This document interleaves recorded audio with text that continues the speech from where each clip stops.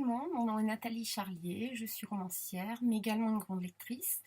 Et aujourd'hui, je vais vous parler, au travers de cette petite chronique, d'un roman que j'ai lu avant-hier, je crois, et qui s'appelle Méfie-toi des étoiles. Alors, il est paru il y a peu, donc je vous le montre sur la tablette parce que je l'ai acheté en version numérique.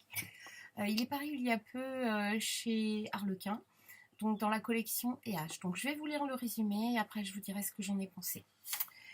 Donc, elle avait tout prévu, sauf de tomber amoureuse d'une célébrité. Pas de sortie, pas de soirée ni de bal de promo, et surtout pas de petite amie. C'était le plan. Le plan parfait qui me garantirait un avenir digne de ce nom, à l'opposé de la vie dissolue que les femmes de ma famille ont toujours menée. Ce n'était pas tous les jours facile à assumer, surtout en cours, mais c'était ce que je voulais et j'allais y arriver. Sauf qu'un soir, j'ai rencontré Tate, le garçon le plus sexy que j'ai jamais vu, et aussi l'une des stars les plus célèbres du moment. Je ne sais pas grand-chose de lui, si ce n'est que, quand je suis dans ses bras, le passé et le futur me semblent loin, très loin. Donc, ce roman a été écrit par Elizabeth Craft qui vit à Los Angeles, donc ce sont deux Américaines, et qui écrit et produit de nombreuses séries en duo avec Sarah Fein, et également coécrit par She Olsen qui vit dans l'état de l'Oregon aux États-Unis et qui est productrice de films. Bon, alors, ce roman donc, est paru le 9 mai 2018, comme je vous l'ai dit tout à l'heure, dans la collection EH, du même éditeur que le mien, donc Harlequin. Il comporte 320 pages, le prix de l'e-book c'est 9,99 et en brochet c'est 15,90. Donc je vous remonte la couverture. Alors j'espère qu'il n'y a pas trop de reflets. Personnellement, je l'ai trouvé très chouette. Vraiment, c'est une jolie couverture qui donne assez le ton d'ailleurs. Hein, c'est du new adulte. Enfin, c'est du moins ce qui est indiqué. Alors, pour les plus, j'ai aimé le côté addictif, c'est-à-dire que c'est un très chouette style. C'est extrêmement bien écrit. Il n'y a quasiment pas de fautes. Enfin, bon, j'en ai quasiment pas vu. Donc, voilà. Et donc, du coup, on se laisse assez vite embarquer dans l'histoire, ce qui est plutôt sympa. Les sentiments sont très bien décrits, surtout du point de vue de Charlotte. Après, l'héroïne, donc Charlotte, moi je l'ai trouvée très chouette. C'est-à-dire qu'elle vient d'une famille où les femmes ont un peu sacrifié leur vie à des hommes qui ne les méritaient pas. Sa mère y a laissé sa vie. Sa sœur, qui était très intelligente, se retrouve à moins de 20 ans avec un enfant sur les bras.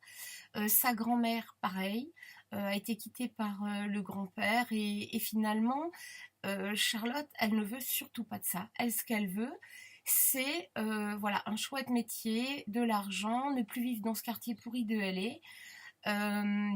Et pour ça, elle a décidé donc de ne jamais avoir de petits copains, de ne jamais risquer de se faire prendre. Donc elle n'a jamais eu de mec, jamais été embrassée, elle n'a jamais eu de rapport avec un garçon. On comprend en fait assez bien parce que le côté la Vierge à 18 ans, bon voilà, on est dans les années 2017, c'est clair que normalement, enfin bon, voilà, si les filles ont un peu plus d'expérience, ils sont un peu plus précoces. Mais là, en fait, le contexte est très bien posé, si bien qu'on comprend parfaitement pourquoi elle a décidé de se préserver. Donc, ouais, c'est un personnage que j'ai vraiment bien aimé. J'ai bien accroché, je me suis bien retrouvée. Et elle avait des valeurs et je trouvais ça sympa. J'ai beaucoup aimé aussi son meilleur ami Carlos, que je trouvais vraiment très cool.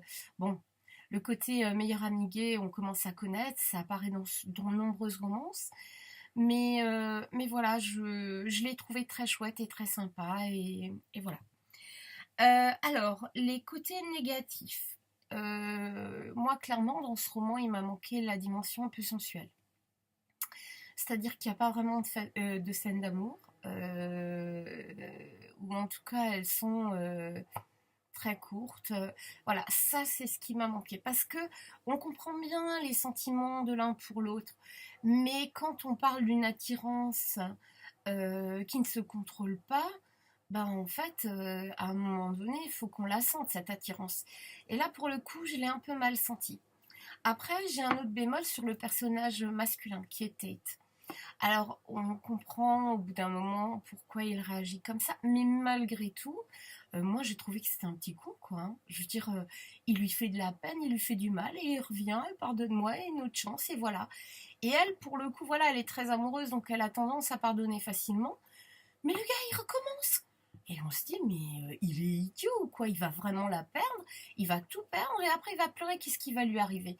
Donc voilà, ce côté, enfin, ce personnage-là, au début, il est très énigmatique, on ne comprend pas. Et quand on le comprend, ben, on ne comprend toujours pas pourquoi il réagit comme ça.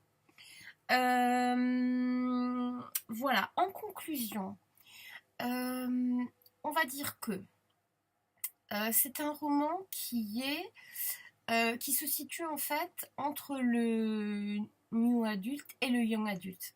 Je dis ça parce que vraiment les scènes d'amour sont tellement soft, voire inexistantes, que pour le coup, voilà, celles qui cherchent un peu de sensualité, passez votre chemin parce que vous n'y êtes pas. Celles qui cherchent une belle histoire avec des sentiments, là vous pouvez y trouver votre compte. Et donc pour moi, si je me réfère à des new adultes tels que ceux de Samantha Young, d'Abby Glynn, qui sont quand même voilà, des références, et même de Colin Ware qui a tendance à être très soft, mais qui malgré tout va mettre à un moment donné une scène d'amour. Là pour le coup effectivement, je trouve que ça peut être lu à partir de 14 ans, très sincèrement il y a rien quoi. Donc mais encore une fois, c'était addictif, c'était un très chouette style, une belle histoire malgré tout, et je lui mets un bon 15 sur 20. Voilà, je vous dis à très bientôt pour une nouvelle chronique. Ciao ciao.